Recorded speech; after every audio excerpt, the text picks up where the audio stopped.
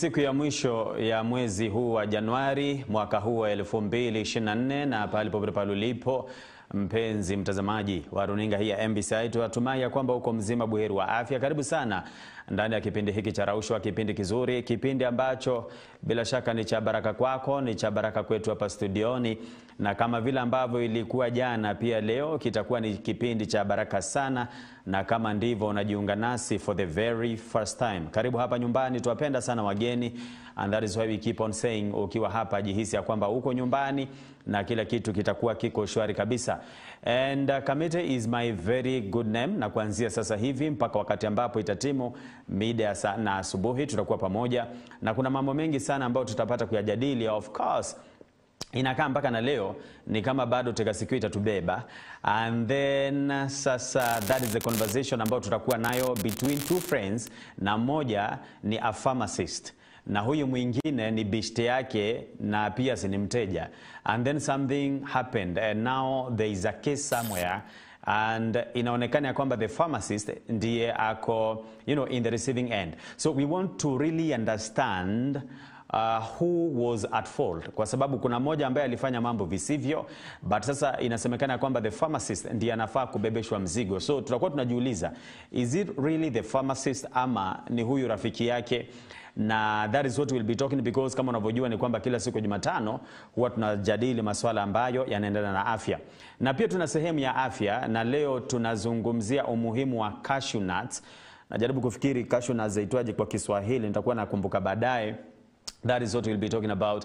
And of course kule baadaye kutakuwa na today's inspiration and the wonderful songs. Kamete is my very good name. All right. Na jina langu ni Rachel Kahugu. Very happy and blessed to be here. Today we're going to be having an amazing show kama vile Kamete amekwambia. So this is where you don't get blessed alone. As we say every day, make sure you call in your friends to barikiwe pamoja, and you're going to be having an amazing time until 10 in the AM. But for now, you are a Kenyan, and because of that, you deserve to know what's happening in your country. There you go. So nakujuza taarifa mbili kutoka hapa nchini Kenya na moja ya kimataifa, na nikitumai ya kwamba ukifuatilia MBCI Radio taarifa hizi na zinginezo utaweza kuzipokea kwa undani zaidi. Na natanguliza hapa kwa habari ambapo waziri wa afya Susan Nakhumicha amesihi wafanyakazi wa afya na wale ambao wanatoa huduma kuhamasisha kwa bidii kuhusu faida za hazina ya kijamii ya matibabu SHIF. Akizungumza wakati wa kikao kamili cha uelewa kuhusu kanuni za hazina ya kijamii ya matibabu SHIF katika jumba la Afya House, Nakhumicha alisema kwamba lengo la kikao hicho ni kuelimisha wafanyakazi wa Wizara ya Afya na mashirika yasiyo ya kiserikali SAGA kuhusu mpito kutoka NHIF hadi SHIF. Alisisitiza kwamba serikali ina dhamira ya kuboresha upatikanaji na ubora wa huduma za afya, kuondoa michango ya kugharamia matibabu na kurahisisha upatikanaji wa huduma za afya bure kwenye vituo vya kiwango cha 1, 2 na 3 kupitia usajili wa mamlaka ya afya ya jamii SHA. Alitangaza siku ya Jumatatu kwamba serikali imetenga shilingi milioni 94 kwa kaunti ya Taita Taveta kwa ajili ya kuboresha huduma za afya. Katika tukio la kitaifa la mwezi wa kuelimisha kuhusu saratani ya mfuko wa uzazi huko Mwatunge, waziri huyo alisisitiza umuhimu wa hatua za pamoja katika kukabiliana na ongezeko la tishio la saratani. Katika kushughulikia changamoto hiyo, Nakhumicha alielezea hatua ikiwa ni pamoja na chanjo kamili ya uchunguzi na matibabu chini ya mfano mpya wa hazina ya kijamii ya matibabu SHIF, na bajeti kubwa ikielekezwa haswa kwa huduma za saratani, na mahitaji ya kila mwaka yakikadiriwa kuwa takriban shilingi bilioni 46. SHIF inalenga kuimarisha huduma za matibabu ya saratani, ikiwa ni pamoja na uchunguzi, matibabu na msaada endelevu kama vile matibabu ya kupona na msaada wa kulea. Washiriki mashuhuri kwenye kikao hicho walikuwa ni katibu mkuu wa huduma za matibabu Hari Kimtai, mkurugenzi mkuu msaidizi Daktari Patrick Amoth, wenye viti na wakurugenzi watendaji wa mashirika ya serikali ya Wizara ya Afya, miongoni mwa wengine.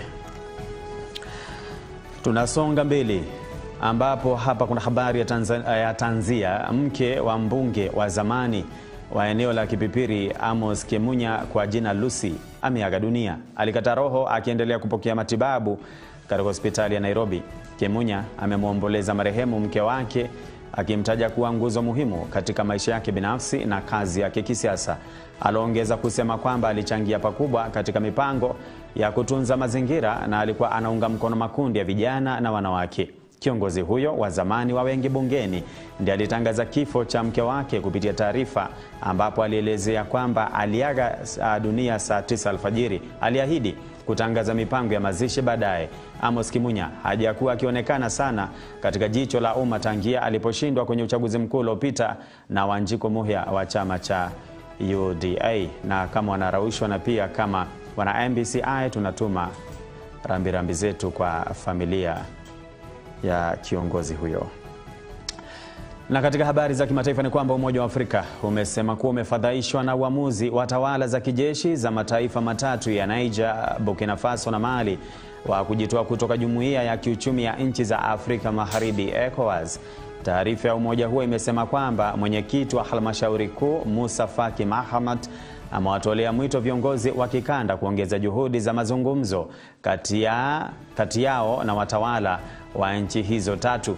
Pia umoja huo umesema kwamba uko tayari kutoa msaada wowote unaohitajika kufanikisha majadiliano yatakayosaidia kumaliza mvutano uliojitokeza kati ya jumuiya hiyo ya kikanda na mataifa hayo wanachama. Niger, Mali na Burkina Faso zilitangaza kwa pamoja mnamo siku ya Jumapili kujiondoa ndani ya ECOWAS, zikituhumu jumuiya hiyo kukiuka misingi ya kuanzishwa kwake na kuwa kitisho kwa nchi wanachama na watu wake. Baada ya taarifa ndo hizo, na kupitia MBCI Radio saa 6 adhuhuri, and then saa 10 alasiri, saa 1 jioni, saa 3 usiku, wingi wa taarifa hizi utaweza kupokea because Vin Kim and the team wako ange kabisa kuweza kukujuza mambo kwa undani zaidi. In the meantime, tunaingia ndani ya Tega Sikio tukangengane na Ida Elema. Great. Now, sasa jana kuliwaka hapa sana na finally tukakubaliana ya kwamba tatizo kubwa ilikuwa ni kukosekana kwa mazungumzo kati ya hawa wawili. Yule anakwenda kule ananyamaza, huyu naye ana move on bila kumwambia yule ame move on. And then siku ya birthday yule naye amepanga surprise zake, amekuja na pete zake, alafu kufika hapa anapata mambo bad. Mambo ni mengine. Sasa leo Tega Sikio hii is a bit sensitive in nature, lakini sasa tutaipeana tu kwa sababu tuko hapa ndivyo tukaweza kusaidiana. Kama vile ambavyo tukasema ni kwamba hawa ni marafiki wawili, you know. Na mmoja alikuwa ni a pharmacist. Okay. Nataka kuamini kwamba a pharmacist ni wale ambao tunawapata kwa chemist. We are sure about that? Wewe. Really? What are you saying? It's the other way around. How? Iko sawa nini wewe sasa? Sindio? Lakini unajua tu haifai lazima tu confuse kidogo. Ni yule ambaye tunawapata pale ambao wanakupea dawa. Hata wakati ambapo labda umetoka hospitalini kuna dawa ambazo umeandikiwa, unakwenda pale unampatia rating ya daktari, unaijua haisomekangi na mtu mwingine yeyote isipokuwa yeye na yule. I have never understood how they are. But you are almost getting there. Yeah. You are almost. Yes, because at one point I wanted to be a doctor, and then now let me tell you something. What happened? Something happened and ikaniscare sana. Okay. I got to witness an accident. Ya watu wawili wa pikipiki hapa tu hapa. Karibu na hapo kwenu hapo. On a Saturday afua. And then nikasikia pa. So kusikia hivyo kidogo mimi huwa very sensitive na smell. So kukaa kidogo nikaanza kuhisi petroli. And I'm like, nimesikia hiyo and it was around 6:30 because nilikuwa napona mapema niende mahali. You know. So nikasema hiyo sauti alafu petroli hebu nikaangalie.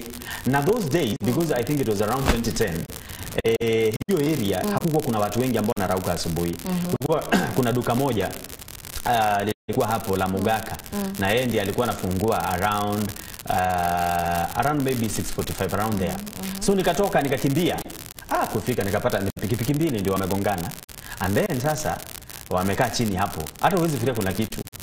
So mimi it was a funny thing. So nikakuta mmoja haya. Wamegongana na wamekaa chini. Wamekaa chini hawaongeleshani but wamekaa chini and then wana absorb the shock. Kwa sababu ni pikipiki asubuhi na mapema, mmoja alikuwa amevaa kabuti. Okay. Amevalia kabuti refu. So amekaa chini. So mimi nika approach huyo and you know sijui na mimi nilifikiria nini. Of course I could see it is an accident. And then I'm busy like good morning. Good morning, really? Na yeye akanijibu tu akasema good morning. Na sasa wako katikati ya lami. So that is what was making me know. And then it was on a Saturday. Hamna magari mengi ambayo yanapita. So ndivyo nikawauliza. Na unajua nimesikia kuna impact and then kidogo nikasikia petrol. What's going on? Akasema pana nilikuwa sijui nafanya nini tukagongana. Mmoja alikuwa anapeleka maziwa, mwingine sijui alikuwa anaenda wapi. So na mimi nashangaa. Sasa mmekaa kwa lami hamuongeleshani, what's going on? So mimi namwambia na simsonge pale. Sasa huyu mmoja mwenye amevalia kabuti akaniambia siwezi kusonga. You know? Nikamwambia kwa nini? Akaniambia cause nimeumia mguu. But mimi nikiangalia, mimi naona yuko sawa until akainua kabuti. Nikaona huu mfupa umetoka nje. Let me tell you. Na nilikuwa nimevalia slippers. I don't know what I felt. So hata sikuuliza huko mwingine akwaje. So nilichukua kona, nikarudi nyuma because I saw something that was very scary. And then sijui aligongwa, sijui damu ikafanya haitoki. Okay. And then now ndivyo nikaita watu wengine walikuwa hapo, nikamwambia kujeni hapa kuna ajali imefanyika, watu wakakuja. And then now there was a pickup. Na sijui ilikuwa kwenda wapi. Amepata pale na anakataa kuwabeba awapeleke hospitali. Dereva akaambiwa na raia. Tekegui. Hawa utapeleka hilo. Yes. So watu wenyewe wakachukua pikipiki. Wakaziondoa kwa barabara, wakachukua wale watu, wakawekelea pale juu, wakamwambia wapeleke medical. So but me seeing that your bone imetokana hivi, that was it for you. What? Kajua this is not a profession. Now we have these two friends. Mmoja ni pharmacist na mwingine ni bishte yake. Okay. Na huyu bishte yake huyu ni mtu mpaka ana familia. Okay, ni mtu ambaye ako na familia. She's a lady. Ni mtu ambaye yuko na familia. Hata huyu pharmacist, she's a lady. Okay. So wamekuwa sasa si wanajuana. So kama unajua na mtu si hata wakati mwingine unapita kwa biashara yake hii namsalimia itakuwa how are you siku hizi hata you know nasikia kuna homa imetokea sijui nini I don't know nini you know hivyo walikuwa wamezoeana. Huyu pharmacist anajua mpaka kwa huyu, anajua mpaka mume wake, anajua mpaka ana watoto wangapi. Yani they are good friends. Okay. Sasa it happened ya kwamba one evening huyu bishti okay akapitia kwa huyu mwenye ni pharmacist kabla hajafunga kazi. Sasa jioni ambao anapita kuna mvua, kuna manyunyu. Majuzi tu kulikuwa kuko hivyo kila mahali.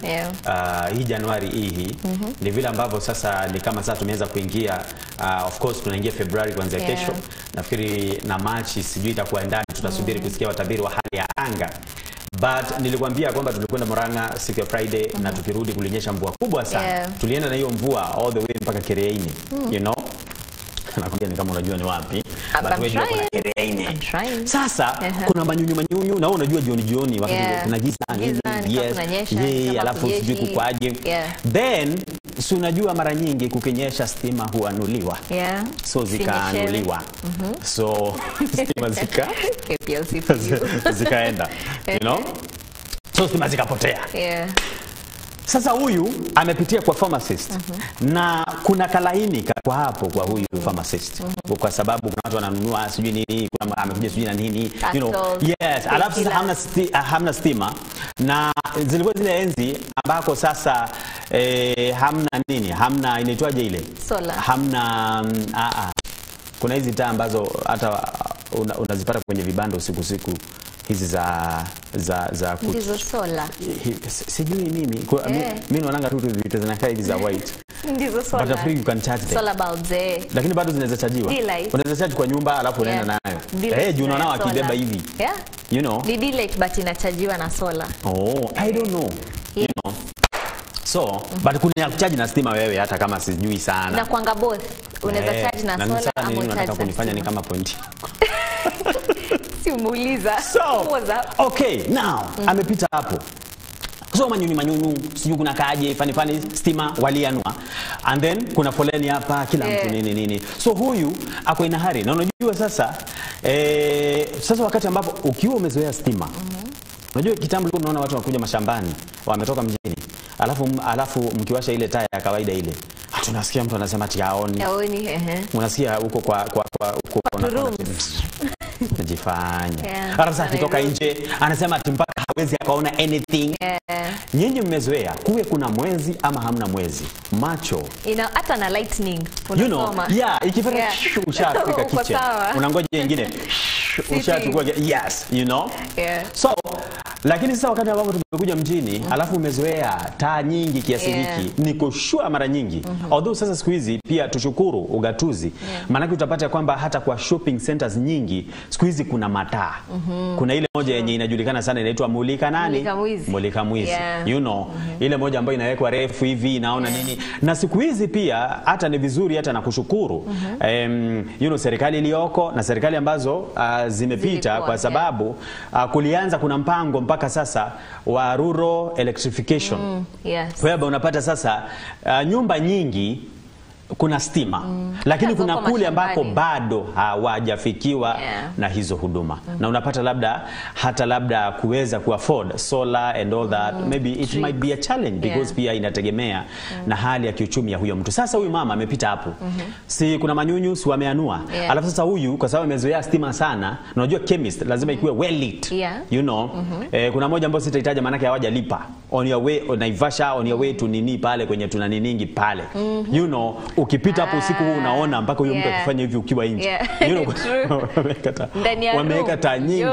You know, hata usifikiria kwamba ni chemist, inakaanga sijui ni kama nini. You know. I have a question. Chemist ndio pharmacy?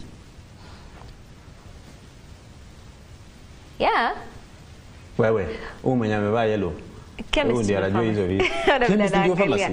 Pharmacy mostly you think ziko hosi. Ile nye uko kwa hospitali unaambiwa chukua hapa dawa, prescription alafu chukua pale dawa. Chemist nje. Chemist nje ziko huko nje but zina serve the same purpose. Pita tucheke tu kwa sababu hata mimi zina serve the same purpose. Okay. Yes. Okay. Sawa. Over hata nje kuna pharmacy. It's just the same. Sasa nimeuliza tu. So akapita hapo. Sasa nataka nitoke kwa hiyo point. Akapita hapo. So kuna haraka kuna foleni nini. So sasa hapo kuna nyesha nini. Sasa hawezi ongea venye huwa anashinda wakiongea hapo. So nikuuliza tu akauliza, mtu mwenye anafeel hivi na hivi na hivi na hivi, unaweza mrekomendia nini gani? So akasema hivi na hivi na hivi. Okay sawa. Aende meza hii. Yulo na okay haya sawa tuonana. Gone. Akaondoka. Si akaenda. So stima kurudishwa. Zilianuliwa kabisa the whole night. Kulinyesha. Nika zilikuwa na unyevu mwingi kwa hivyo zilianuliwa kabisa the whole night. Mara nyingi huwa zinarudi wakati umelala. Ukiamka asubuhi ndio unapata kama kama wewe ile radio yako ni ile yenye zikienda ikirudi inajitune. Unashindwa kwani kuna kesha ndani ya nyumba. Exactly, you know. So after around 3 days huyu pharmacist akaona haoni mwenzake. Kwa sababu alikuwa amezoea kupita hapo. So all of a sudden akaona hamuoni, and you know kama mimi na wewe tuko marafiki na nataka unifuate kwa karibu sana na mtazamaji. If we are friends na huwa tumezoea kuonana labda siku mbili, maybe ikienda sana maybe labda siku 3. Then all of a sudden imefika wiki hujasikia kutoka kwangu na unioni. Kwani there's something. So utakuwa concerned. So pharmacist akiwa amekaa akashindwa aje yuli. Hebu nimtafute. You know. Akacall. Hakuna mtu mwenye alipika. You know. Akasema sawa nitamcall baada. Si unajua yuko kazi hapa. Tena akakaa kidogo and then she called again. No response. You know? And then she called again. No response. So akasema labda kwenye labda yuko busy na akaachana hiyo story. Amekaa kidogo akaona message imeingia kwa simu. Na ni zile simu ambayo message ikiingia pale juu kabla haijaenda utaona ni nani. So akaona akasema amerudi.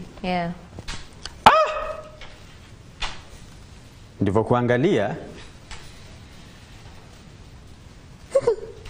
hiyo message. It's a bit funny. You know, na hakuielewa vizuri. Cause message imesema why did you do that to us? Do what? Exactly. Is it even my message to start with? You know, sasa si anaona message kwenye imetoka. Yeah. But ni swali ambalo imeuliza, why did you do that to us? So Like, anajiuliza, do what? Do what to who? Akipiga simu haichukuliwi. And then akaamua, let me send a message. Nimuulize, is that message really for me? So ndo akatuma. Akasema, hi, nimejaribu kukupigia na nini na nini, sijakupata. That message, was it really meant for me? Yeah. Then ndo akona message mingi imeingia inauliza, who else if not you? So anauliza, What's you're happening? telling me what? Okay. What do you mean? Just explain. What is that message all about?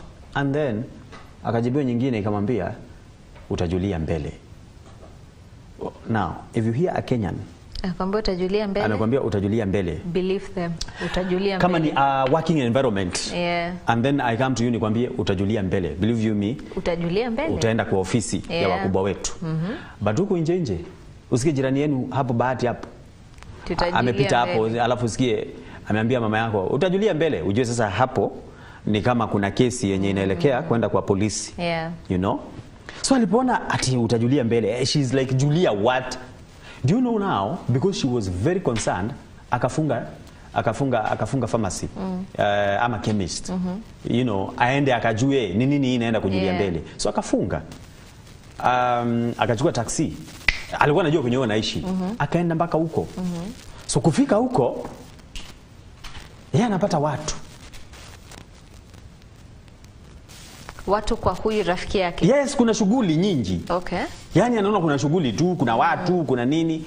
And then all of a sudden watu wanamuona na kila mtu attention ina focus kwake. And then kuna watu wananongonezana. Then mind yake inamwambia uliambiwa utajulia mbele. Yeah. Na umekuwa ukipiga simu haichukuliwi. Yeah. Na sasa umefika hapa, then all of a sudden everyone is looking at you. Anakuangalia ni kama you have just landed. Yeah, from heaven. Yes. So mpaka hata yeye anajida, ushapita mahali town, watu wanakuangalia mpaka unafeel. Watu mpaka unasema what is it? There must be something. What is it? Unaenda kwa zile vio za maduka zenye zinakuanga ukiwa nje huoni, lakini yes. Yeah. Unaona unajifanya ni kupita alafu unafanya hivi. Uangalie kama uko unaona uko you're okay. And then you're just wondering, mbona kila mtu all of a sudden leo ananiangalia? So unaweza angaliwa mpaka na watu, mpaka ifike na mahali uchukue pikipiki kwanza ikutoe kwenye watu wako, uende mahali ukae, ujiangalie ushinde. What is it that people are looking at? So yeye akaona watu wamejaa na watu vile ambavyo wanamwangalia. And then akipita nasikia wengine wanasema, haya ni ora gani? Kora wa maana koma. Yeah, okay. Kwamba hawa ni wauaji, huwa wanakaa mashetani. Sasa yanashindwa. Wauaji, it's not adding up. What is going on? Waacha nikwambie. Hilo boma vile ambavyo limejengwa, kuna ile gate main ya pale kwa barabara. And then kuna wenye wametengeneza, so ukiingia kwake ni on compound. Yeah. So unaingia hiyo gate main, alafu unapata kuna kageti kingine hapa, kuingia sasa nje. So hapa kwenye unapita kwa tutakaita aje? Ako pavement. Yes, hako ama ka pavement ako. Wamepanda maua nini, wameweka kale ka fence ka chini. So kuna venye wamerembesha. Alafu upande huu kuna tumiti hivi ni kama nini, upande huu mwingine ndio sijui nini. So alipofika kwa ile gate main, sasa ndivyo aingie, sasa afike nje. Si unajua nje. Kwa compound. Kwa compound ndani. Nje.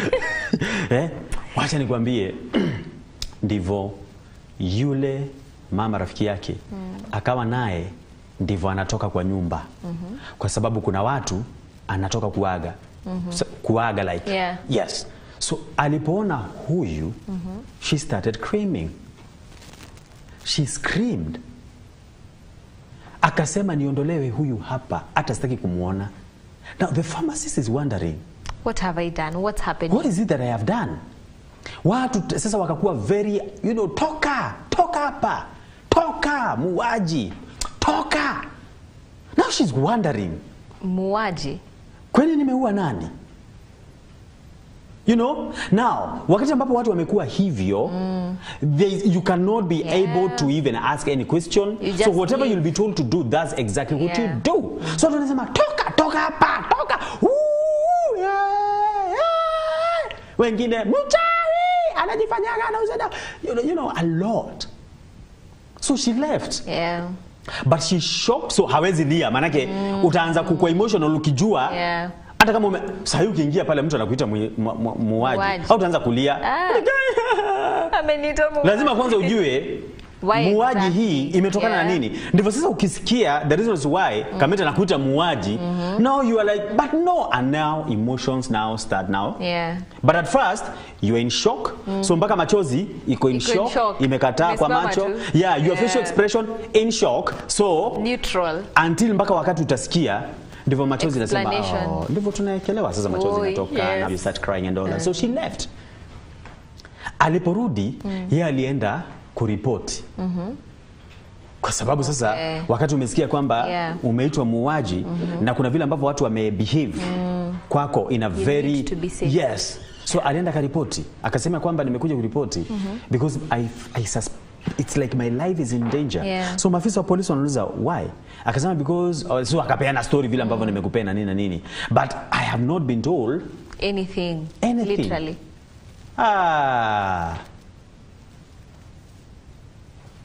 Ndivyo polisi akamza, ni wewe? Ni mimi tena nimefanya. Ingia hapa. Tulikuwa tukuje kwako leo. Ingia hapa. Kumbe ni wewe. Kumbe a case had already been reported. About what? Now, sasa polisi ndiye sasa atamwambia whatever it is that has happened. Akamwambia wewe, are you a trained pharmacist? Akasema of course. Ulisomea wapi? So si akasema. Akamuuliza, for how long have you been doing this and this and this? Akasema. Akamuuliza, how do you know so and so? Akasema. Ndivyo akamuuliza, juzi kuna wakati alipita kwako jioni na ukampea dawa. Akasema jioni. Kwa nini? Kwani ni nini? Akaambiwa, wewe mama, unajua it is alleged ya kwamba through your prescription and your impaired, you killed Hassan. Kauliza, what son? How did I kill? Son nini, like nini wewe unasema wewe? Akamwambia, mama, usianze hasira. Hebu nyamaza. Because whatever you say right now itatumika dhidi yako mahakamani. But mambo iko hivyo. Now she's just trying to figure it out. Kumbe polisi walipiga simu kule na wakasema kwamba the person has been arrested. So wale wakakuja na wako na fujo sana, ndivyo sasa anakuja kulana ya kwamba eti kumbe yule mama ile siku ambayo alipita pale na akasema mwenye ako na hii na hii anaweza kunywa nini? Kuna nyesha, kuna foleni, kuna nini. So huyu alimpa dawa. Lakini kumbe sasa hata huyu mama ni kama vile ambavyo, that is now according to the pharmacist, ya kwamba vile ambavyo alivyosema kuna vitu vingine ambavyo hakuvisema. So huyu ali-end up kumpatia dawa ambayo hata hakuwa anajua ni ya mtoto to begin with. Okay, kwa sababu alisema tu mtu mwenye anaweza akakuwa na hisi. So yeye alipeana tu dawa. So yule kumbe alikwenda akampa mtoto hiyo dawa, na mtoto alikuwa na a different condition. Na mtoto anakuanga shida na allergies, including some medications because of the ingredients.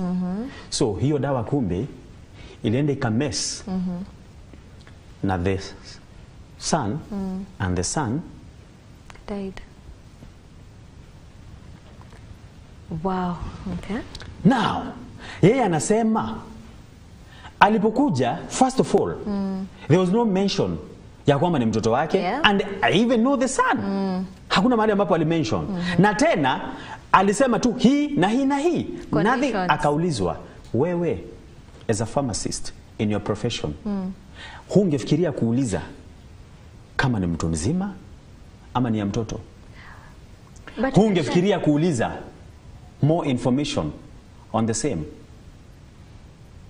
How do you just give out medicine simply because someone mtu hajakuja na barua kutoka hospitalini akakwambia daktari amesema hivi? Mtu amekuja tu akakwambia mtu akiwa hivi na hivi na hivi.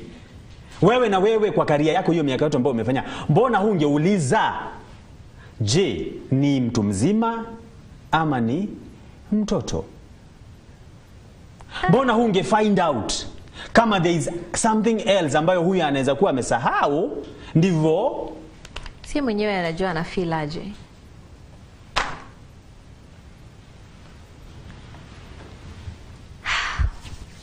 Okay. So yule akapoteza nini? Mtoto akapoteza mtoto. But sasa they are putting the whole blame on the pharmacist. On the pharmacist. Ya kwamba professionally she did not follow what she ought to have done. Okay.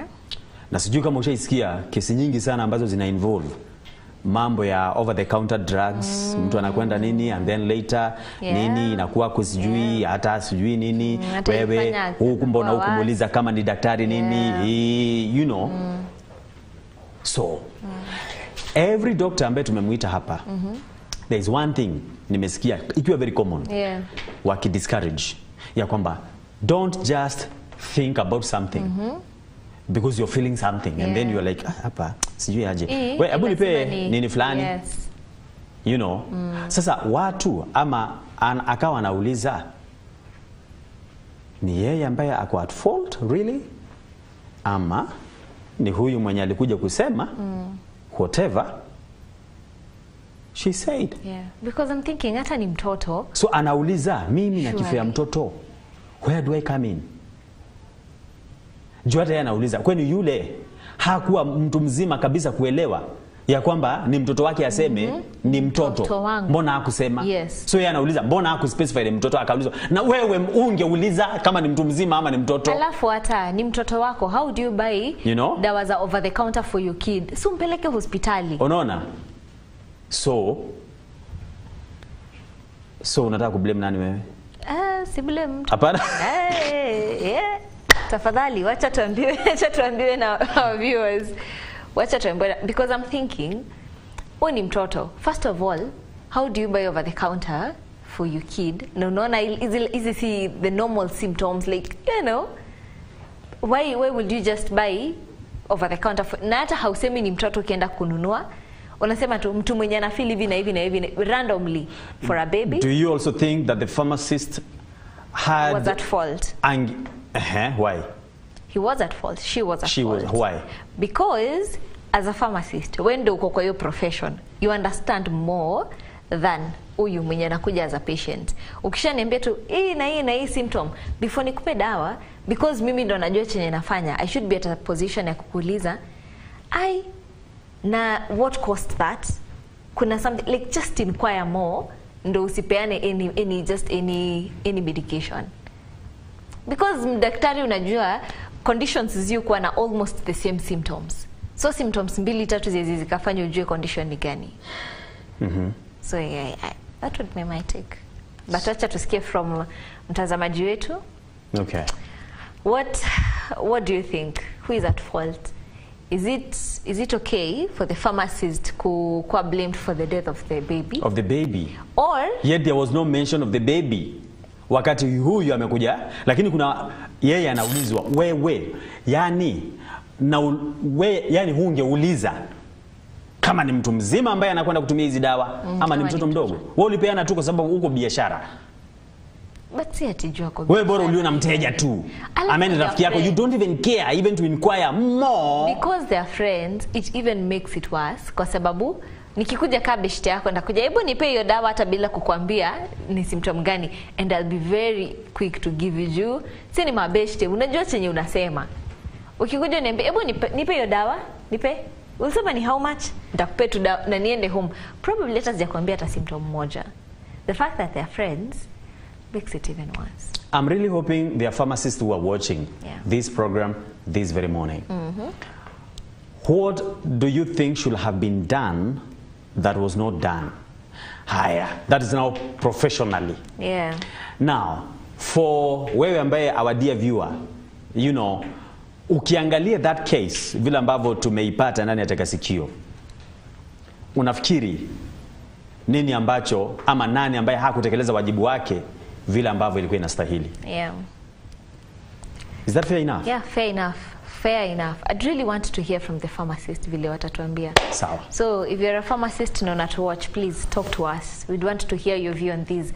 Text us katika nambari zetu 0721105105 on WhatsApp and normal messages.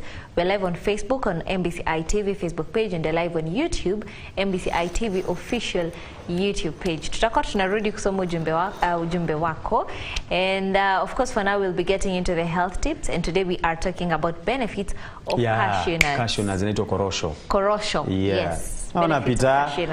Hebu kuja watu waone ni pita gani tunashinda hapa. Hebu just walking.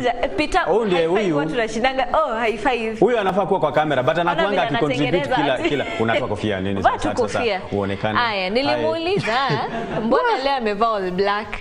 What's the whole point of wearing all black from kofia? Are you okay? 100 all the way. Hi. Good morning. Huyu ndio pita high five Naona tabia amemsalimia ati hi. So una feel nani alikuwa ananoma hapo? Me na feel the parent alikuwa at fault in a way, as blame the chemist. That's what you're feeling? Yeah, 100%.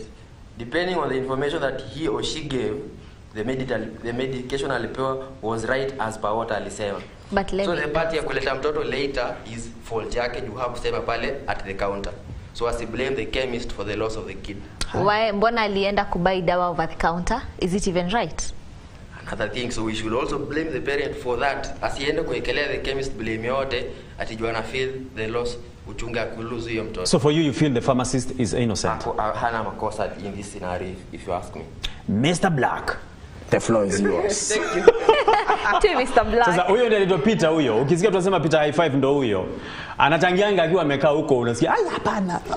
You know, now tunarudi, don't go too far. Don't go too far.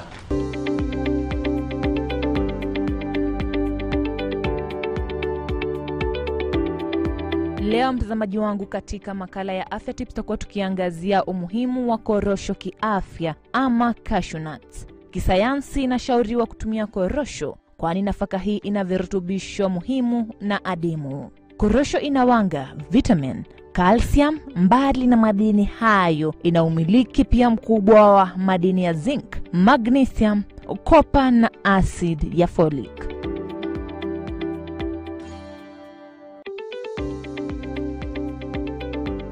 Hivyo katika mwili wa binadamu korosho husaidia kwa mambo yafuatayo.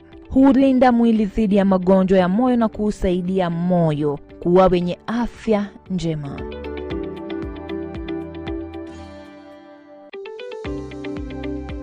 Huepusha ugonjwa wa anemia kwani korosho ina madini ya chuma ambayo ugonjwa wa anemia hutokana na upungufu wa madini haya, na hivyo ulaji wa korosho ukinga mwili na magonjwa ya damu. Korosho pia husaidia uwezo wa macho kuona kama ilivyo kwa karoti. Korosho inamiliki kirutubisho kisayansi kinajulikana kama zeaxanthin ambacho huilinda retina ya jicho dhidi ya miale na uchafu ambao unaweza kudhuru jicho.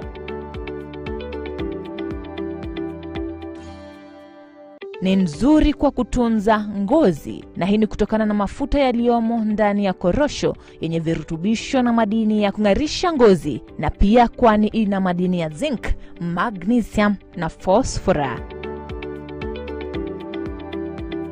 Lakini pia kwa wale wenye uhitaji wa kupunguza uzito, kisayansi inashauriwa kutumia kiasi nafaka ya korosho ili kupunguza uzito wa mwili.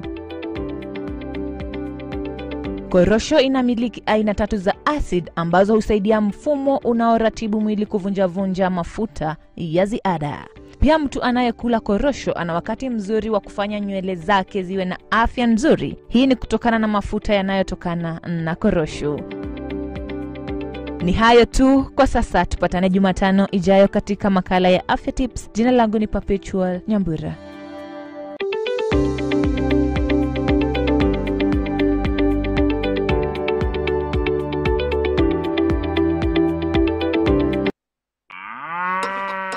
Kilimo ni uti wa mgongo katika uchumi wa kitaifa. Akili Shambani inakufunza mbinu mbalimbali za kilimo cha mimea na ufugaji. Tunavuka milima na mabonde kukuelimisha mengi kuhusu ubunifu na teknolojia katika kilimo. Yote 9-10 ni masoko, nayo je? Tunahusika na mkulima kutoka kwa shamba hadi sokoni. Fahamu haya na mengine mengi kuhusu kilimo kwenye Akili Shambani kila Jumatano saa 1:30 usiku, ukiletewa nami Enaeli Mlinga.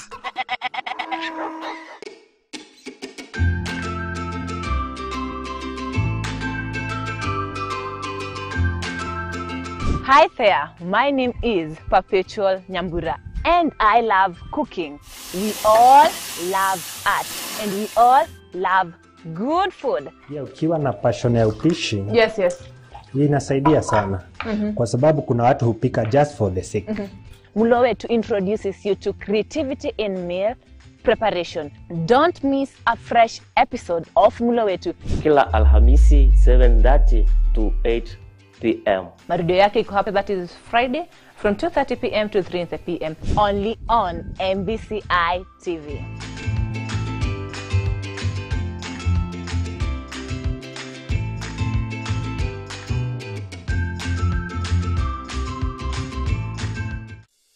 Are you ready to unlock the secrets behind successful career choices? Join us for an eye-opening journey as we delve deep into the minds of professionals from various career fields. So what is your take on employment? I think that employment has been misdefined. Don't miss the insights and the knowledge that will equip you for your success. Meet the HR every Friday from 8:30 p.m. with Sylvia Wanja. And remember, there is no luck in career, but it's an opportunity meets preparation. Usimis kwenda mbinguni. Mabiti na makeki. This is serious. Doctrines continue to differ.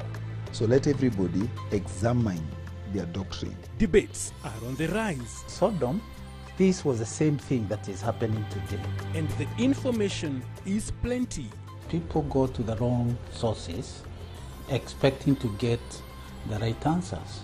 Amidst all these, what is the truth? This judgment is not based on sin. The Bible is clear, and there is an answer for every query. Ask the Ministers of God show every Saturday, 8:30 p.m.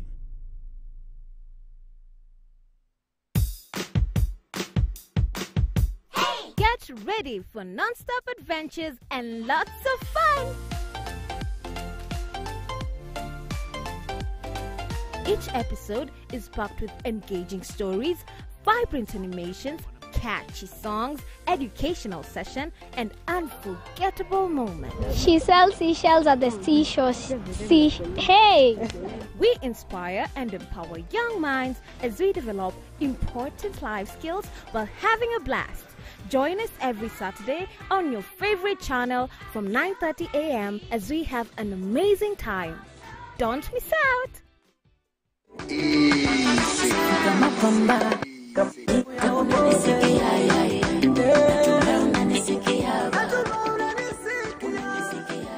This is MBCI TV, MBCI Radio, kitu ambacho kinabadilisha maisha by the grace of God. And the show on air is SNS and is saved and sound. That was my ultimate plan. Yeah, Jesse haja decide bado atatuambia next week. Swimming is very random. When was the last time uliguza maji? Maji mingi kuliko karai. Yes, Ni wewe tu. Brother, this is the place where you connect with me, yeah? Let me share something that you and JC have in common. As in, That is now that one. Now that one. so responsibilities will change whereby sasa wewe una chip in kwa Christmas as in you have to be part of that budget. Natoa gapi? Tunafaa kula nyama ya toshana sijui na hii ngumi. Okay.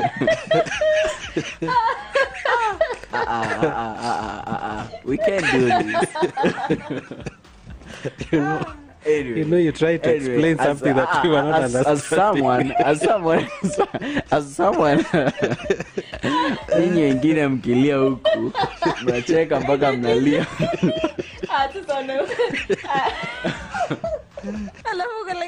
I'm not doing that.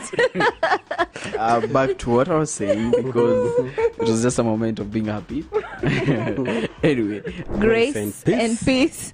Huyu bado kuna stories za nyama. Dakika moja. SNS with Raushwa Kahugu, Jekehuha and E, the DJ. Experience a journey of spiritual elevation and immerse yourself in the most uplifting worship moments.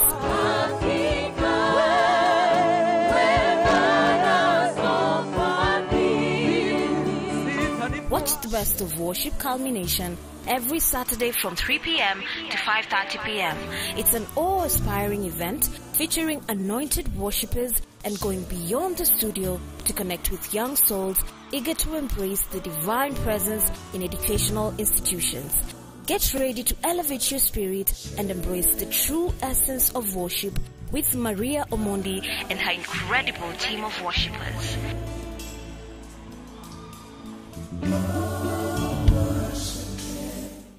The Virtuous Woman Show brings to you authentic stories from all women of all walks of life. You start going to the bar to watch football. Yes. And it started just as going to watch football. No, I was intentional. Why do you want to kill these babies? And I'm looking at him and I'm asking, what babies? Through their experiences, we are able to enlighten and encourage each other. He strangled me, pushed me to the ground, and the first thing he asked for was my M-Pesa PIN. He proposed, and that's when I said, people will come to understanding and knowledge that this one, she's not just a religious woman here. She's a called woman. Catch the Virtuous Woman Show every Sunday from 6 p.m. with Sheila Juma. In a world filled with secrets, betrayals, and unexpected twists, two sisters are about to collide in ways they never imagined, lighting a fire that will shake their lives to the core.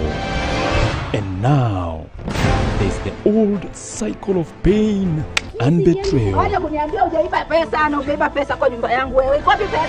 Yet, a new challenge is at hand. Join Hadassah on a journey of redeeming her destiny every Sunday at 7:30 p.m. Waridi jangwani.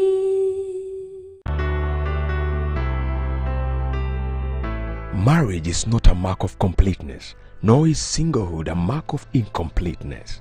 Most people look forward to married life, but when is the right time to start a relationship? The two shall become one, isn't it? A man should not do this, a woman should not do this. I would say, unless it is a function. These others can be negotiated.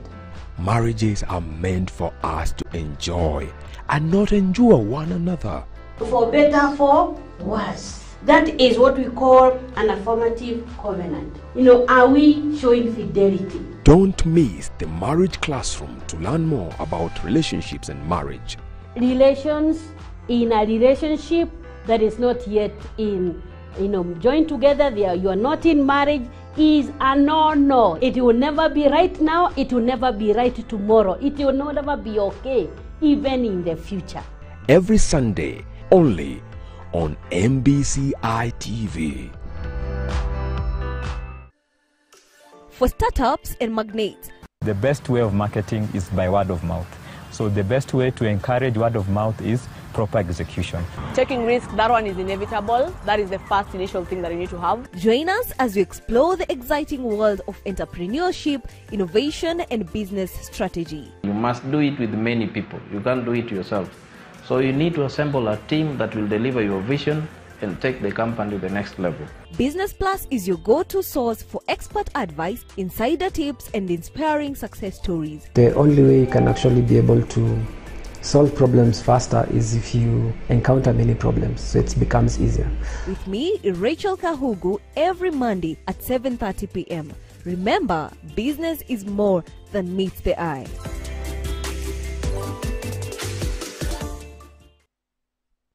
Alright, so tumerudi baada ya kukuonyesha baadhi ya vipindi vingine ambavyo tunavipeperusha hapa kando na kipindi hiki ambacho nakiona hewani, kipindi cha Raushwa. Na sasa tumekuja hapa kwa sababu that is the topic of discussion. Tunataka kujaribu kuangalia nini ambacho kingefanywa hakikufanywa kati ya huyu mteja na mwenzie huyu ambaye ni pharmacist. Yeah. And sasa mtoto ndiye aliishia kuaga dunia. Na sasa ikawa the pharmacist yeye ndiye anablemiwa ya kwamba yeye ndiye alikuwa the cause ya the death of the son ya huyu mama. Lakini sasa pia anauliza huyu mama halikuja, hasemi kama ni ya mtu mzima, hasemi kama dawa ni za mtoto, hasemi kama kuna any other sign, hasemi labda kama mtoto huyo ako na shida na maybe ako allergic to whatever. Hakupeana details in depth. I think because of the friendship they had, maybe tu ni ile tu alafu kuna nyesha sijui stima nini. But now you see how it ended. Yeah. So what should have been done that was not done? So that is what we want to really talk about. Na tukifika mahali pale ambapo tutakuwa tumeona kwamba hatujapata njia kamili, then it means ya kwamba one of these fine days tutakuletea mtaalamu wa afya hapa ndivyo aelezee ya kwamba wakati ambapo unakwenda kununua dawa kwenye chemist, you know, what steps are you supposed to follow? Ndivyo kusiwe kuna kesi zingine kama hizo, si ndio? Yeah. Kuna huyu ambaye anasema good morning Kamiti and Rachel. Good morning. I am Mama Kips, a pharmacist kutoka kule Bomet. Okay. Anasema this issue is a mixture of friendship and kimbelembele from the client. Anasema kwamba so I blame the client for such behavior. Anasema kwamba professionally, let me advise my fellow pharmacists that we be more careful when dealing with people's lives, especially when it comes to antibiotics.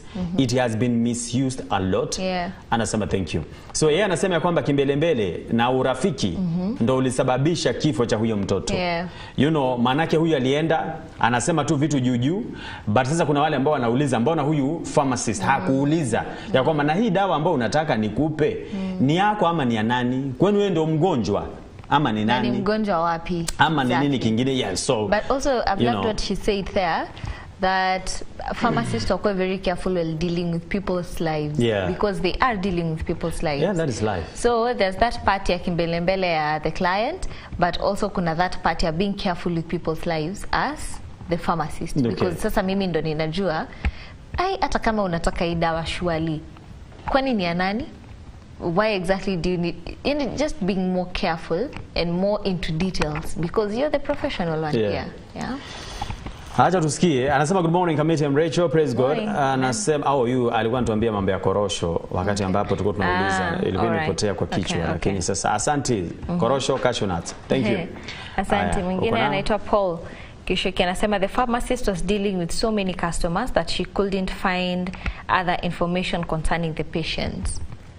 Nakumbuka tukisema ya kwamba kuna line. Kulikuwa kuna foleni. So anasema the pharmacist was dealing with so many customers that she couldn't find out other information about the client. So when you are having foleni, does it now mean ya kwamba kila mtu ambaye unashughulika naye ni mbio mbio?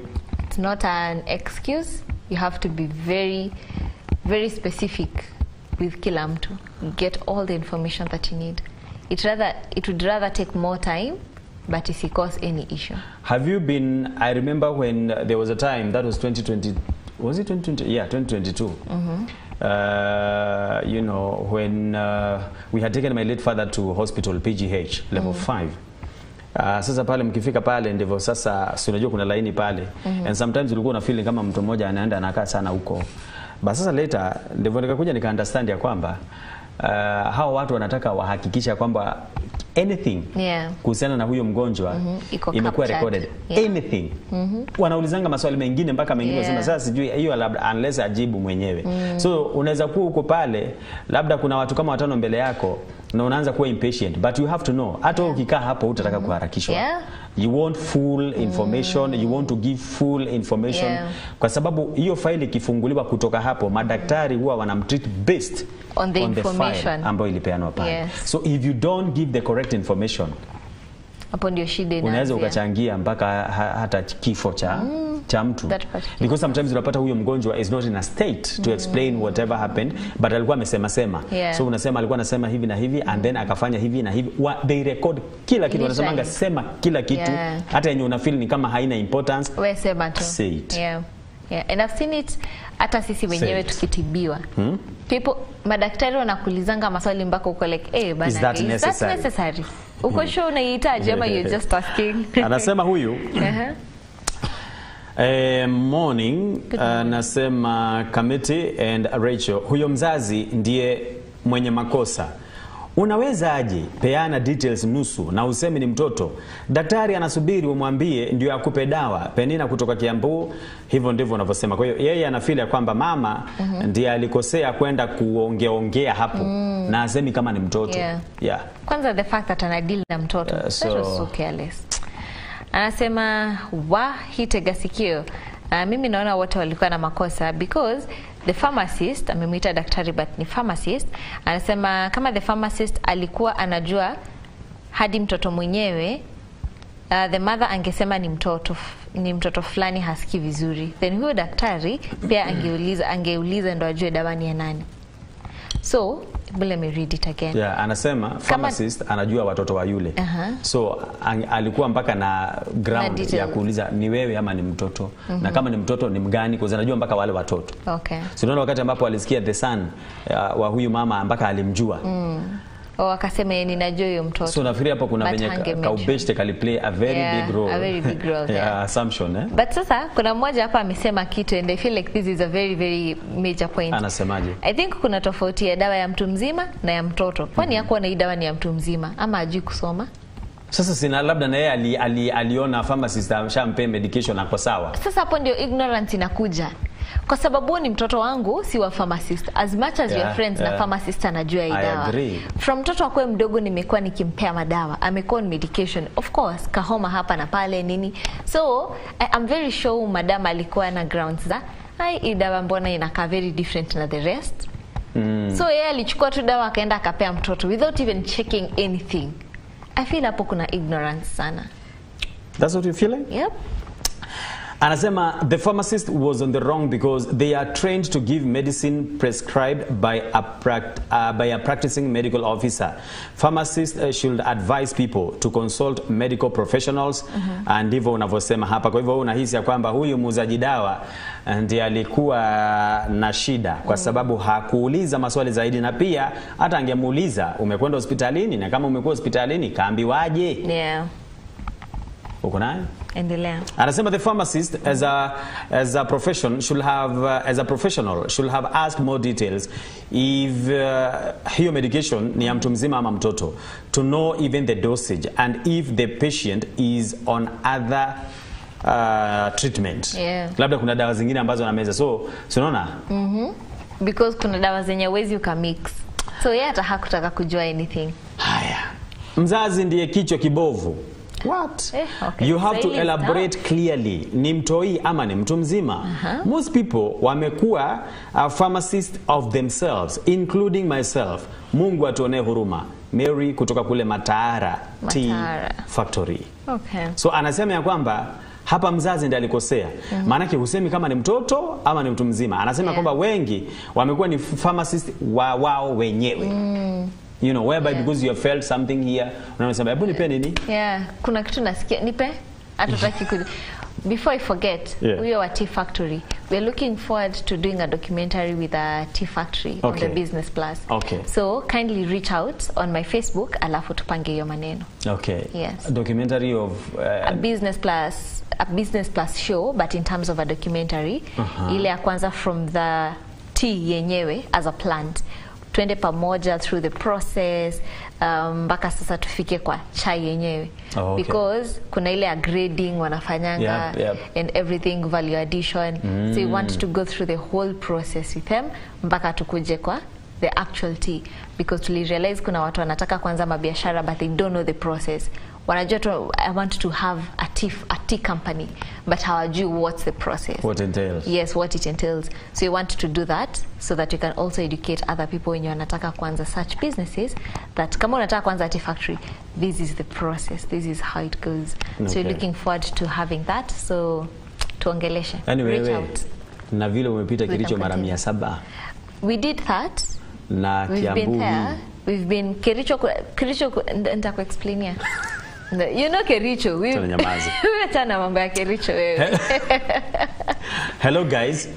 Ni Penina kutoka Kiambu. My opinion is both wako at fault because the pharmacist hakuuliza zaidi, but pengine alielezewa kiubeshti. That's why hakuuliza zaidi.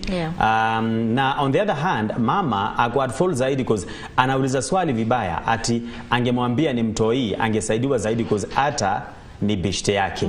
Okay. True. Kwa hivyo nasema kwamba wote walikosea. Wote walikuwa kwa sababu hakuna mtu ambaye alipeana maagizo kwa njia ambayo inastahili. Okay. Haya, uko naye? Anasema huyu angempeleka hosi, hiyo blanda ingepatikana. Awache. Mama angepeleka mtoto hospitali. Badala ya kumfanyia diagnosis ya nyumbani. Mwenyewe, yeah. Anasema, I think there was an element of familiarity between the two. That's why the pharmacist didn't ask further information. Now you see familiarity. Yes. Ya kwamba huyu ni bishte yangu, huyu ni anaona, huyu ni bishte yangu. Yeah. So hata wakati ambapo huyu anakuja na kusemea kwamba kuna, you know, the pharmacist is okay, sawa, chukua hiyo. Shika. Yeah. What? Anasema, good morning, Tim Raushwa. Good morning. Anasema, to me, I think both were wrong. Pharmacists would ask who needs the medicine and yuko what age. Anasema, but mostly the mother is to be blamed. Good day by people. Okay. So Lo kutoka Molo anasema, mnanishangaza sana ya kwamba you are blaming the mother. Kwani huyo pharmacist amesomea nini? Huyo hata anafaa afungwe jela.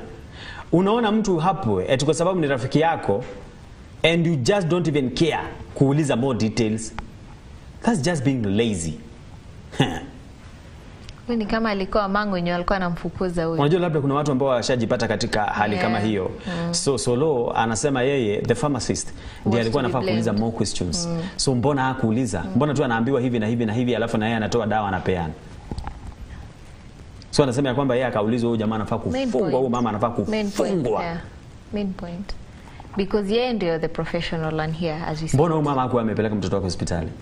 But probably you see, so umesikia vile you've said ni jioni. You've said ni jioni. Wacha nikuulize. So, does health no mambo ya mchana na usiku? Probably mtoto hakuwa mbaya sana vile ati need kwenda hosi. You know, as a mom naweza angalia mtoto hauko poa but hauko mbaya sana vile ati lazima uende hosi. But because kuna chemist hapa, let me just go get something. You will be okay for the night. Tutaenda hosi kesho ama kama utapona, that will be fine. Aende aseme nao nataka hii na hii na hii, like mtoto ana feel hivi. Hata si mtoto alisema kuna mtu ana feel hivi, so just give me the medicine. Kuna familia I'm suspecting they are watching this program. Otherwise kama ningejua they are not watching, I could have shared with you a story that happened back in 2015. Yeah? Sasa hiyo ili happen nikiwa hapo nikiona. Na mpaka we made the decision together of going back home. Halfway tukienda hospitali. Hiyo story atasakai kuikumbuka. Mzazi ndiye mwenye makosa cause hata angeuliza ninaweza mpe dawa saa hii, hapo pharmacist angeuliza kwani ni nani? Jane. You know. Okay. Yeah, Jane ndivyo anasema. Okay. Jane, my guy, how you doing? Nimeona na tu, yes. Hapa. Ukaje, it's been a minute. Sijatumia video, wash popping. Na siku hizi ya Nyoi, sijui kama uliona akisema ya kwamba huku sasa mnafanana sasa hivi. Sijui fanya kama yeye vile alikuwa anafanya. Huku anaanzanga hivi. John, sitajua tu watch. Ati. The power of the Lord. He loves singing. The power of the Lord. Hi, hi, hi. Yeah. Exactly the hi, hi, hi. Hi, hi, guys. Huku Unyoi. John, salimiana huko sana. Hey. Hi to your family. Kuna mmoja hapa anasema good morning. Good morning. The pharmacist hafai kuwa blamed, but also wewe kama mzazi, you need to give enough explanation on the kid. Sometimes the pharmacist don't ask whether ni mtoto ama ni mtu mzima. Kwa mbona hawaulizi? Are they not supposed to ask? Anafaa kuuliza. Mimi sijui. Are they not supposed to ask? Kuuliza. In fact, so you are sure about it? Anafaa kuuliza, anafaa kupeana dawa na prescription. Yes. Kutoka wapi? Kutoka hospitalini. Si kwako nyumbani, kutoka hospitalini. Lakini so hata si kuuliza. Acha niache kuuliza. Uliza kama siendangi painkillers bila prescription. Najua ndo nataka kuuliza. Anasema, good morning, good people, good morning. They were both wrong. The pharmacist didn't act professionally and the mother didn't give proper information. Anasema Betty kutoka Nairobi. So kama then both were wrong. Sasa pharmacist anafaa kufungwa jela? Hilo ni swali ambalo nimeuliza. Okay. Lakini hapa tujua kwamba kuna mtoto ambaye amepoteza maisha. Yeah. This will sound so unemotional, but let me ask. This lady mwenye amelose mama mtoto. I feel like sahi ana judge ama ana reason vitu from an emotional point. Si logical. Because amelose mtoto. Now, I'm not saying it's wrong. I'm not saying it's wrong. What are you saying? Yuko very permitted kufanya hivyo. Ako very permitted kufanya hivyo. But I'm feeling hii kesi sahi inakuwa judged at using an emotional lens because kuna mtoto mwenye amepass hapa. And the lady, I'm assuming mzazi kulose mtoto, you wouldn't think of anything else. My first thought itakuwa wewe uliniulia mtoto because I already have the pain of losing the baby. Sindio?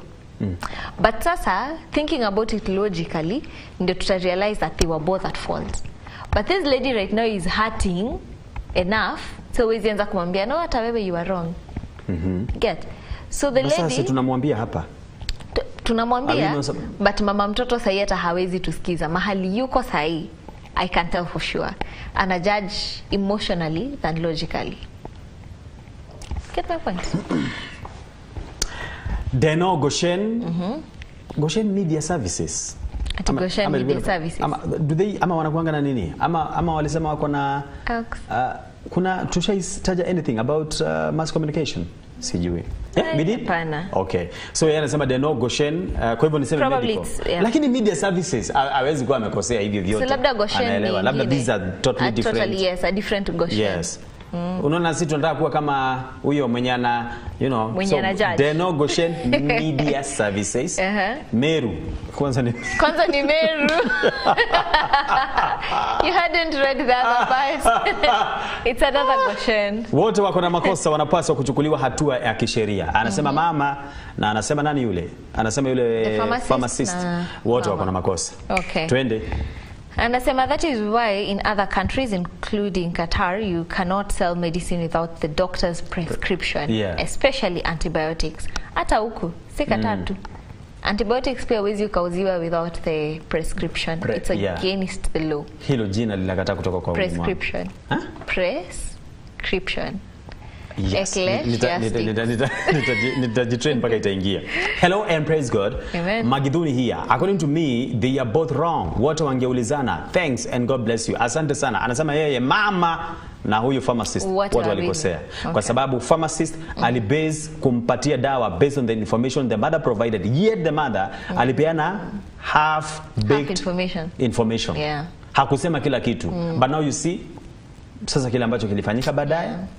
Not to justify why it happened, and we are not even saying that it's because of your ignorance or something.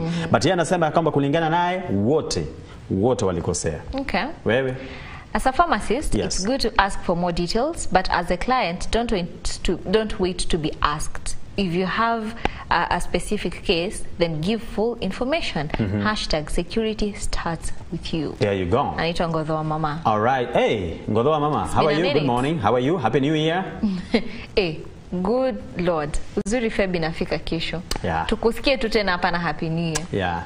Committee, watu walikosea, but according to the law, the pharmacist is liable because the pharmacist ought to give medication as per the doctor's prescription. Thank you. Anasema if we follow the law, the pharmacist will be in hot soup.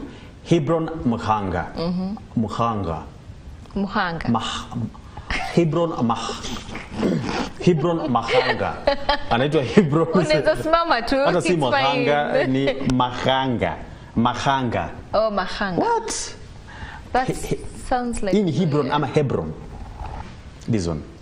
Hebron. Oh, ni Hebron. I'm going to say Hebron, based Hebron. on the group of schools. Yes, I'm a polling station. Kianda Primary School. Okay. Hebron ni Kianda. Mahanga. Yes. Hebron. Kuna Kianda na kuna Kianda. Oh, Kianda sana.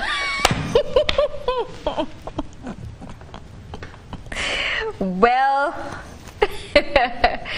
kwani unajua Kianda sana? Sasa nimeenda mpaka huko. Kianda sana. Sini noko subuki uko ndani ukienda Banita huko. Alafu utapata shopping center ya Kiboronjo. Nimeenda sana huko sasa tukienda sana. Twende. Tuned in from Kabuku, Liboru. Yes. Anasema hapa katega sikio, the parent is at fault. Cause she actually knew that the son had allergies. Angekuwa more cautious akibai dawa. But now, tukienda na what Mahanga has told us, and that is why I think next week we have to make sure tumeleta a health professional here. Ambaye anasema ya kwamba a pharmacist unafaa tu kupeana dawa based on what the doctor has recommended. Okay? So yeye aliona bishi yake ndiye amekuja kununua, kuna nyesha, stima zimepotea, ni jioni, giza limeanza kuingia. Yeye akampatia tu. Even without asking more questions. So anasema kwamba kisheria the pharmacist yeye ndiye anaweza kujipata ndani ya supermoto. Kwa sababu unaamini vipi information nakupewa kwa mdomo? Si angemuuliza kama ni wewe umekwenda hospitalini, kama ni mtoto amekwenda hospitalini. So yeye alishughulika tu na ubeshte na kupeana dawa kulingana na Mahanga anaposema. Kwa hiyo kisheria it's wrong. Hashtag tega sikio. Morning committee and Rachel. Good morning. I feel like both of them are wrong since they failed to play their part. Unasema by seeking more information. Okay. Asante. Continue. The pharmacist has failed miserably. The core value of professionalism missed. Cecile Gerald, Ruthumbi Forest. Where is this? Luthumbi Forest. Ruthumbi Forest. Okay. Hiyo tuambie kwenye icos. I have never heard about it. Hiyo tunangoja tujue ni wapi. Uko naye ama niendelee? Anasema good morning Rachel and committee. Good morning. The pharmacist and huyo mzazi wako na makosa cause of kuzoeana. Nipe ile dawa yangu. There was no question to ask based on trust. So anasema kwamba kuna vile ambavyo wamezoeana, nipatilie ile dawa, anampatia nini? Ama iwe labda huyu mama amekuwa na mazoea kwenda kuchukua dawa pale. So, you know. Anasema good morning. Good morning. I blame both of them. The pharmacist could have asked necessary questions like ni nani na kuna miaka mingapi. The customer too should have explained everything. Lydia from Kiumbi. But do you know you can still explain everything and still be lakini ikue ni symptoms of a totally different disease?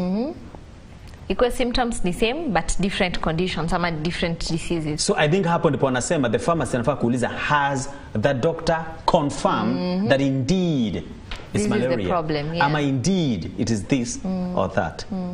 But also I'm asking, kuna zile dawa zenye mtu unaweza kubai over the counter ama it's usually strict for anything? That is why we want to have that conversation here next week. It's also very important to judge because very, very key. I'm also thinking for kids, ile tu homa nini yenye mtu anabaingi, instead aspirin. What are you supposed to do? What are you supposed to do about it? Exactly. Good morning Rachel and committee. Good morning. I'm not a pharmacist, but what I have come to learn in this life, kuland court ni very easy. Ubeshte huisha when a serious thing happens. Mtu achunge profession yake. It's obvious law doesn't recognize ignorance. Whoever we can say is responsible or not, law is law, and the pharmacist will lose the license immediately. Because if you're found to have done something that is contrary to your ni kama tukuje hapa siku moja tutafanya kipindi hapa, alafu maybe one day I just make a statement here ya kupiganisha makabila. Do you know after that in fact atenda tu kipeananga unarudisha kadi kila kitu and you're done, na mpaka ukicheza kutasemekana huyo asiwahi onekana anywhere akijita kwamba ni mwanahabari. Wow. Because of a statement. So ikifika ni mambo na service delivery, maybe you have given something that is not what you are supposed to do, you know. So wewe license yako inakuwa withdrawn. unacheza kama wewe. Haya. This one here is saying enyewe hata painkillers wanaulizanga uko miaka ngapi, because pia painkillers inategemea sana. Inategemea sana. So it was very important for them to explain ya nani na yuko miaka ngapi. Okay. Yep. #tegasikio. Kulingana na mimi yeye ndivyo anasema, watu walikuwa na makosa kwa sababu huyo mama mtoto hakumuelezea vizuri the pharmacist kuhusu ni nani anaumwa na shida gani haswa ako nayo. And the pharmacist, she did not exercise her professional conduct nafikiri because angemuuliza huyo mama kama anayeumwa ni mtu mkubwa ama ni mtoto, na kama ni mtoto ana umri gani, na pia angejua more about huyo aliyemgonjwa. Patricia Ngala kutoka kule Mombasa. Kwa hivyo nasema kwamba wote walikosea. Wote walikosea. Irene kutoka Thika. The pharmacist is to be blamed. I have never seen a pharmacy giving medicine without kuuliza ni ya nani. Kuna mmoja huku kwetu hawezi kukupea bila proper information, hata kama ni painkiller. Anakuuliza ni ya mtoto, anatoshana aje. I went nikiwa natapika juu ya antibiotics yenye nilipewa hospitalini. Imagine alininyima dawa akanishow itaisha. So alimeza, alikunywa antibiotics, alikuwa amepewa hospitalini, akachukua na kichefuchefu akaanza kutapika, but akienda kwa hii pharmacy hakupewa dawa nyingine. Which I feel like is right, kwa sababu that's just a side effect ile. Ingekuwa mwingine ati hayo natapika, nisaidie ile dawa, angepewa immediately. Good morning, Raushwa Show. Wednesday. The conclusion of that secure is that regardless of whether ni mzazi ama the pharmacist kuwa marafiki, when it comes maswala ya kazi and mostly maswala ya dawa, lazima kuwe na a better explanation from mzazi. Also the pharmacist will lazima pia angetafuta more information, how, who and what happened. Na pia wazazi waache kuwa madaktari wao wenyewe. So both have a mistake. Brayo Ro kutoka unasema umebarikiwa. Amesema anaitwa Brayo Ru ama Reu. Anaweza kuwa anaitwa Reu. Hii inaweza kuwa Reu. R-E-U. Ru. Ni Ru. Brayo Ru. You're trying. Yo, mimi naitwa Brayo Ru. Haya. Tuendelee? Tuendelee. Sema hello Raushwa. Victor, unajua kuna majina huwa Brayo Ru. Unaona kuna R na R. So ina rhyme. Brayo Ru. You were a rapper once? Do you want to tell us about? Anasema hello Raushwa. I'm Victor kutoka Mwingi. Tulikwenda Mwingi, wacha nikwambie. Kwanza mama ndiye alikosea sana kwa sababu ukienda kwa duka lazima uji-explain. Number one, angemwambia mtoto wangu ni mgonjwa. Sasa hapo ndipo maswali ya daktari ama ya pharmacist yangeanzia ili ajue atamsaidia kivipi. Angeenda sema kwamba niko na mtoto wangu na mtoto wangu hajihisi vizuri. Angeanzia hapo. So whatever information ingefuata, pharmacist angejua ni mtoto mdogo. But now, does that mean ya kwamba the pharmacist did what was right? That's the question. Tuendelee, but your argument ya alipenda bila prescription, that's a strong point. Anasema #tegasikio. Good morning Raushwa. In that case, both are to be blamed. Even in hospitals, some patients are prescribed wrong medicine and they die. Mama believed the pharmacist, and the pharmacist didn't bother to know who was to take that medication. But more blame goes to the pharmacist. Anasema ni Nora kutoka kule Nyeri. So hapa inaonekana kama the pharmacist finally ndio watu wengi wanaona kwamba she was at fault. Okay. Uko naye, niendelee. Sema good morning Rachel and Kamiti. Sema the mom is the problem. She should have gone there with her child in mind. The fact that she never said it, it changes it. And even in the chemist, she should have gone with the child physically. Asema they sometimes have equipment to test the patients. So the mom is 90% at fault. So the mom 90% at fault, the pharmacist 10%. Anasema good morning Rachel and Kamiti. The pharmacist gave medicine kwake cause huyu ni customer yangu na ile kuaminiana. So aliona kwamba huyu ni mteja wangu, rafiki yangu, kwa hiyo akampa tu bila hata kushinda kiuliza maswali mengi. Uko naye ama niendelee? Anasema good morning Raushwa. They are both wrong cause the mom didn't give full information and the pharmacist did not ask whether it's an adult or a child. As a pharmacist, you are supposed to give medication under the doctor's Prescription. Say it. Under the doctor's what? Prescription. Yes. Under the doctor's prescription. Yes. Under the doctor's prescription. Anasema Joy Frida from Keno. From Keno. Asante. Yes. God bless you. Uko naye mwingine? Endelea. Anasema morning committee and Rachel. Good morning. The mother had a problem because you cannot take a dose without reading the instruction carefully. Okay. Praise God committee and Rachel. Amen. The pharmacist was to blame because she is the professional hapa. Yeye ndiye alikuwa anafaa kujua what is to be done and what is not to be done. So does that mean yeye ako at fault? Ama ndo to be blamed for the child's death? Nani? The pharmacist. Now that's the question. Kwa sababu sasa unajua anaulizwa wewe kama ulikuwa unajua kazi yako, mbona hukuenda to an extent ya kujaribu na kuuliza shida iko wapi, ni mtu mzima ama ni mtoto? Wewe umemwona mteja ambaye ni rafiki tu. Anakuja hapo anakuambia mtu akiwa hivi na hivi. Unasikia? Mtu akiwa hivi na hivi na hivi na hivi. What do you do? Naye the pharmacist akageuka akamwambia, "Oh, okay, ni hii, shika. Kuna foleni ndefu." Mama akaondoka. Hakukumbuka kusema ya kwamba na ni mtoto akiwa hivi na hivi na hivi. Maybe at that point hata the pharmacy anasema kesi ya mtoto kwanza akwenda hospitalini akiangaliwa sasa uje na kile ambacho daktari atakwambia. Let me ask. This mama she's an adult. She is indeed. Anaweza ka make decisions. Anajua this is what I want for my child.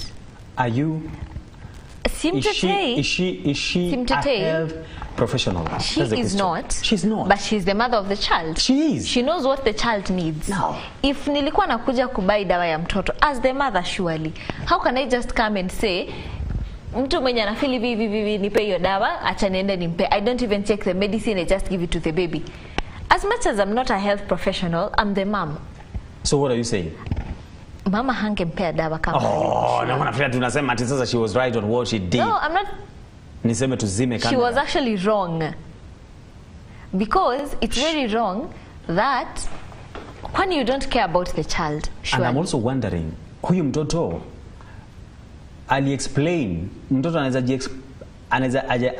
anaweza ji-express ile ya kusemea kwamba mom na feel ni hapa na hapa na hapa. Mtoto atakwambia tu naumwa tu. Yeah. Wapi? Hapa. Na labda hapa kwenye anasema ni hapa.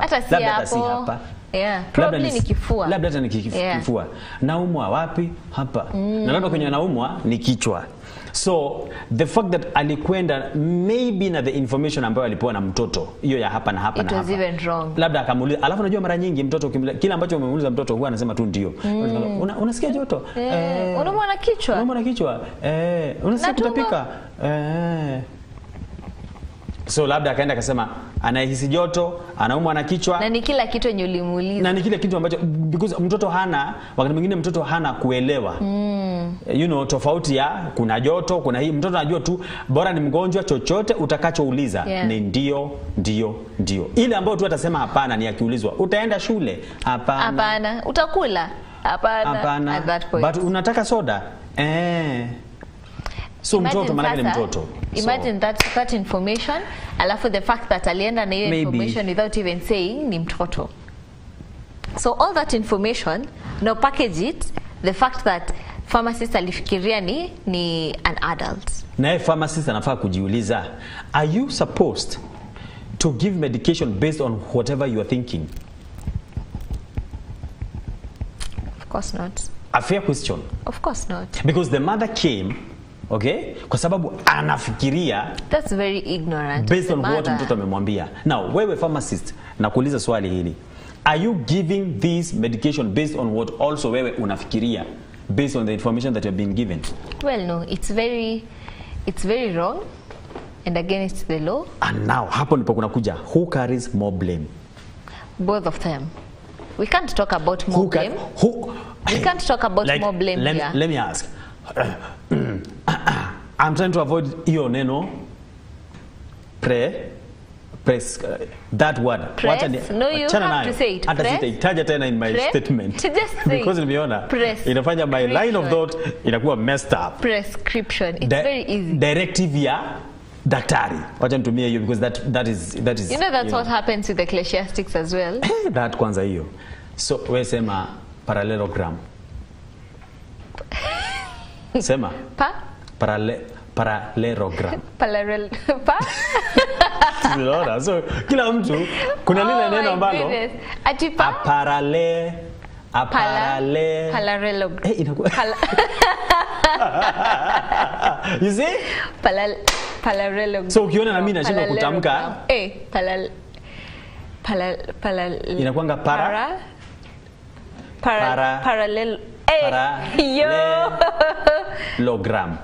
parallelogram. Sindio? Yeah, parallelogram. Say it. Parallelogram. Parallelogram. Yeah? Parallelogram. Sorry?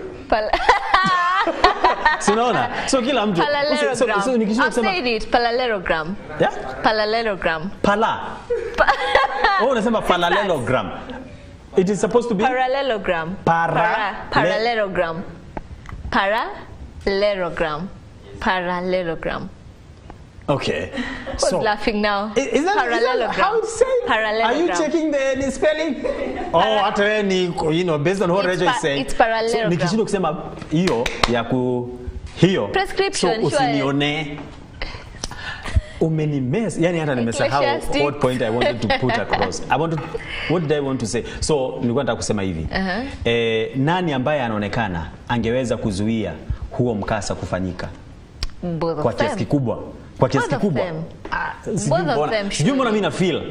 Okay, and I stand to be corrected. Sijui mimi mbona na feel ni pharmacist. Imagine it's both of them because naona kama pharmacist angezuia huo mkasa at the point kwenye angeuliza ni mtu mzima ama ni mtoto. Naona kama hiyo blanda yote. Nataka you look at this conversation at a very casual way. That's literally how it happened. Ndio. So nimeingia kwa pharmacist mwenye ni bishte yangu. Look at hiyo chemist na kuanga top home kama bishte yako. Alafu nimwambie na ni usiku na kunanyesha na hakuna stima. Na nataka kwenda kupika sapa na pia nataka kumaliza afunge. Sawa? So just get in like, hey mambo umeshinda poa? Aki leo masaa imeenda na unaona wameamua kuanua stima. Sasa mtu mwenye anafeel hivi unaweza mpea nini? Ni mtoto ama ni mtu mzima? Hapo ndipo blanda ingeishia. Yeah. Mimi na feel hapo. Yeah. Hapo ndipo hiyo blanda ingeishia. And it's not good to make the mother feel like, oh, I wish I did. Ama the woye kind of a thing. But na feel hapo kama hilo swali linge come out of the pharmacist, naona kama shida yote ingesuluhishwa hapo. What about kama mama ndo angeenda? Ni mtoto na alipelekwa hospitali. Wanajuana? Alipelekwa hospitali because matters health shouldn't kabisa even friendship, not even friendship. Hata angefika tu amwambie na leo Brayo amekuwa kiumwa na kichwa bla bla bla. Even a husband and a wife. Yeah. When it comes to health, professionalism has to play its part. Yeah. And that's why tunasema hapa ya kwamba even as you pray, not because we don't believe in prayers, we believe in prayers 100%, but even as you're praying, Mungu pia amepatia daktari knowledge ya kuweza kukusaidia kujua shida iko wapi, so that hata wakati ambapo unaomba you are now able to know ya kwamba this is the area attack inafanyikia. Okay. And that is why huwa unaona madhehebu ambayo hayapeleki watoto wao hospitalini. Hapo serikali lazima ingilie kati na lazima sasa, na ukijulikana wewe ni mama au ni baba ya kwamba mtoto amegonjekea kwa nyumba, umemfungia ndani, hujampeleka hospitalini, believe you me, utapelekwa kotini na ukicheza utafungwa. Kwa sababu when it comes to health, mtoto si wako peke yako. Unaona? Maana yake unaweza pata kwamba huyu mtoto anaugua ugonjwa hata ni wa kuambukiza na labda ujui.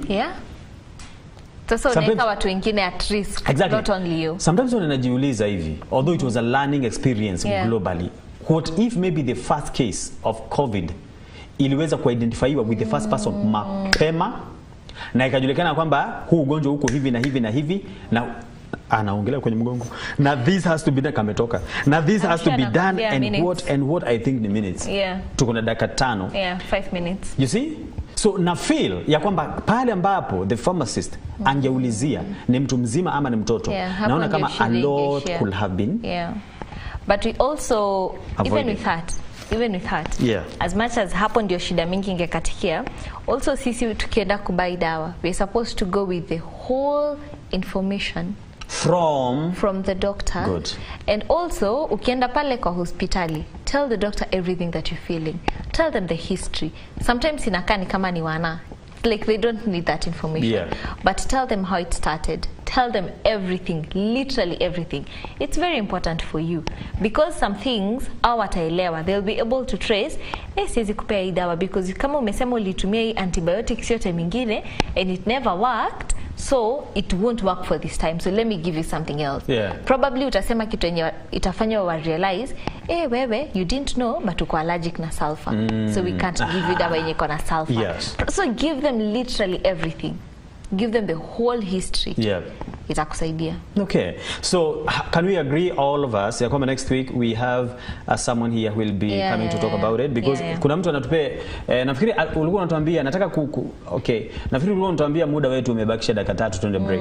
So acha nisome hii kwa haraka sana. Okay. Anasema, hi committee and Rachel. Hi. Sometimes we are ignorant of things we clearly know. Anasema, I had clogged ears and yesterday I went to a certain chemist to buy over the counter medicine. Wakanambia I have to see the doctor first because ears are very sensitive. I went to another chemist nikauziwa after kuitumia jana. Leo nimeamka na hizi kizunguzungu mingi, natembea kama mlevi. I'm just here with no one to blame, waiting for God to have mercy on me for my ignorance. Now, you just seated there, already una feel kizunguzungu, unatembea kama mlevi. Amka tu kitembea hivyo hivyo, manake wewe mwenyewe ndio umeandika ya kwamba unatembea kama mlevi. Ukitembea hivyo hivyo, amka nenda hospitalini ukaangaliwe. Sasa yeye anasema anahisi kizunguzungu, anatembea kama mlevi, so amekaa nyumbani. Go to hospital. Upatane na wale wanaitwa ENT. Yeah, an ENT specialist. Amesema anatoka wapi huyo? Hakusema, hata hakusema. Na ameweka tu kala kitu kanini, kaimoji kana hivi. Ako kakasirika. Kanini? Sijui ni huzuni na kale kingine ka hivi. Sasa ati yuko nyumbani, anahisi kizunguzungu, anatembea kama mlevi, ako home. And at watch, thank you, God bless you. At least you've gotten to learn that unatakana kwenda hosi. Now that you've learned that, amka. Ukienda kama hivyo tu enda hosi. Very important. Sasa kwa nini umeandika tena hiyo jina kwa hii sentence? And that's why you are a pharmacist, not a doctor. Being a pharmacist, you are supposed to just give out only by doctors prescription, even if it's your friend. I have said it. And as a pharmacist, you're supposed to know whether it's an adult or a child. Anasema #TigerSecure. So break ndo hiyo inafika. Wow, wacha tuende for a very short break. I think tumemaliza sasa na kusema ya kwamba in any case, wote walikuwa na makosa. So as a pharmacist, do not give medication without the prescription. Na pia wewe kama ndio unaendea dawa, make sure unaendea dawa na prescription. Usijieke kwa mahali utakuwa in danger, na usiweke watu wako mahali watakuwa in danger. Tujipende tafadhali. We'll be having someone here to tell us the do's and the don'ts in that professional. Ya kwamba kama wewe ni pharmacist, sheria za kile ambacho ulikwenda ukasomea zinasema nini about over the counter medicine. And then wote tuko at par. So thank you so very much for your contribution. Tunakwenda break and then tutatoka kwenye Facebook and YouTube because sasa tunarudi na nyimbo. Sasa tujibambe as we wait for tomorrow kwa class time when I'll not kabisa talk. You wish. Let's go for a small break, a very short break, and then we'll be coming right back. Don't go too far.